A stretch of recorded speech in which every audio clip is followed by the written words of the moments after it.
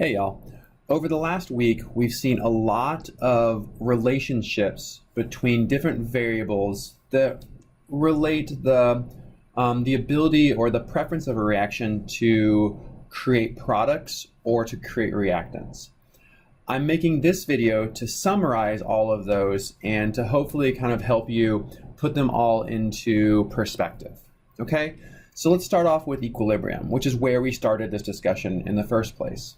So we know that every single reaction has an equilibrium constant, and that's calculated by taking the concentration of products raised to their stoichiometric coefficients divided by the concentration of reactants to their stoichiometric coefficients. Or generically, we can say it's the amount of products over the amount of reactants. And in general, we can say that when K is greater than 1, this means that at equilibrium, there are more products than there are reactants. And if K is less than 1, this means there are more reactants at equilibrium than there are products. Okay, this only tells us about the equilibrium status. Okay, if we want to know whether a reaction needs to make products or needs to make reactants, that's when the term Q comes in.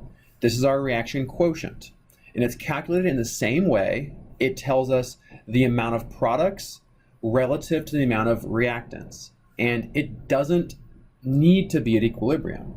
If Q equals K, then that is equilibrium. But if Q is not equal to K, then that means we are not at equilibrium. In a condition where the value of Q is greater than the value of K, then that means under these conditions, we have too many products, so we need to make reactants. So reactants will form. In a situation where Q is less than K, this means we have too many reactants and not enough products. So now the products will form. Okay? And we learned how to do some math to relate all of these together. But that's the big idea with the concept. And this relationship between Q and K is important when it comes to understanding the energy behind chemical reactions. And that energy is described by delta G, which was our Gibbs free energy. And remember, Gibbs free energy tells us about the energetic preference, the energetic spontaneity of a reaction. If this value is positive, it's a non-spontaneous reaction, and it means that reactants will be formed. Okay, and relating this back to the relationship between Q and K, if Q is greater than K, that meant we have too many products, so reactants will be formed. Energetically, that means delta G is positive, is greater than 0. Okay, in a situation where delta G is negative, this means the reaction is spontaneous under these conditions. That means that energy will support making products, so products will be formed. This condition happens when Q is less than K. Okay, remember when Q is less than K, we have too many reactants, so we need to make more products. And remember, the term spontaneous is important. You need to be able to understand this definition. Spontaneous simply means that the reaction does not require energy to happen. Instead of requiring energy, it releases energy. So energy is released. So any process that releases energy is going to support or contribute to a spontaneous reaction. Okay, we also have a special condition, Gibbs free energy. That was our delta G naught. This is the Gibbs free energy under standard conditions.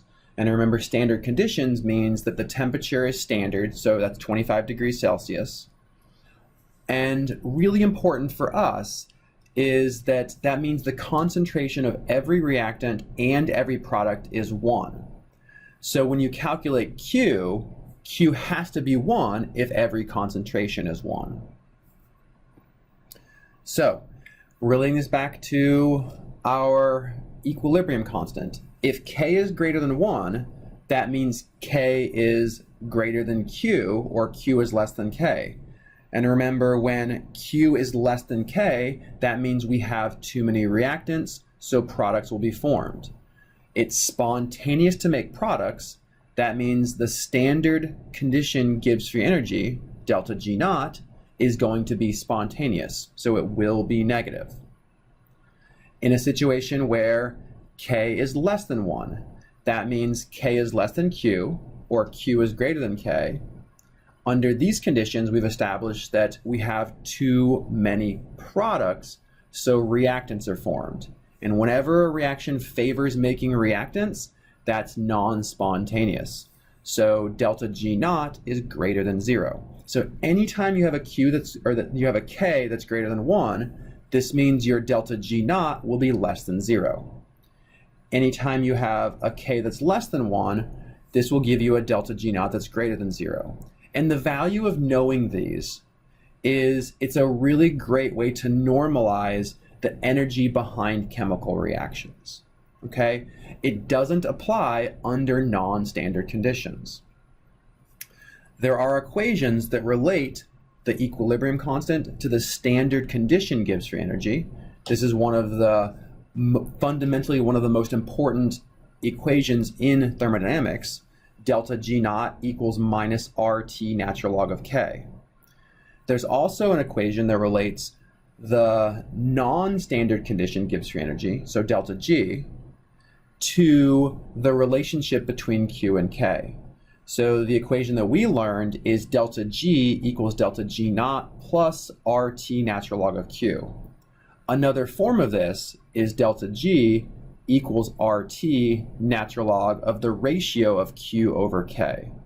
So this equation relates the relationship between Q and K. When Q is greater than K, that means the ratio of Q over K is greater than 1, which gives us a positive delta G.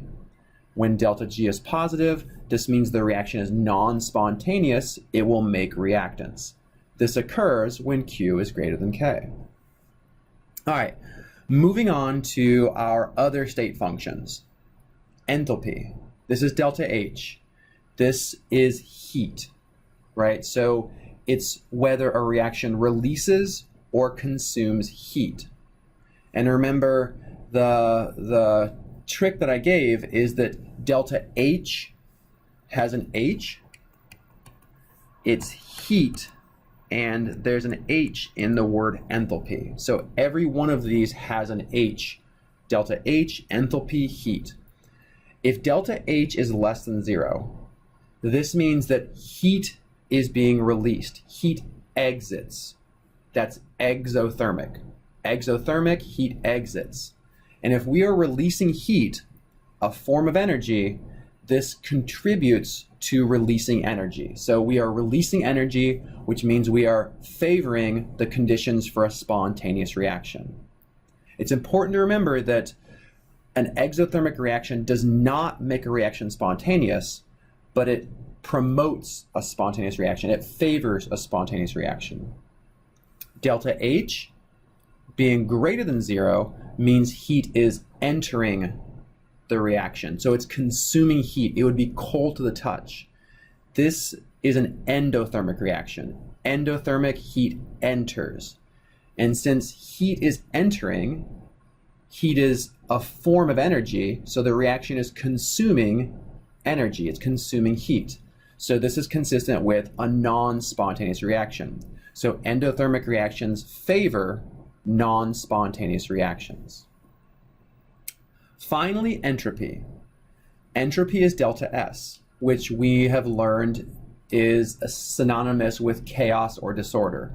And the really important thing to remember here is that no matter what, it always requires energy to create order.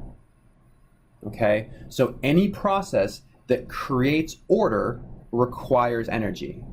Any process that creates disorder produces energy. So if delta S is greater than 0, this means we are creating disorder. And remember, creating disorder means creating energy, so these conditions favor a spontaneous reaction.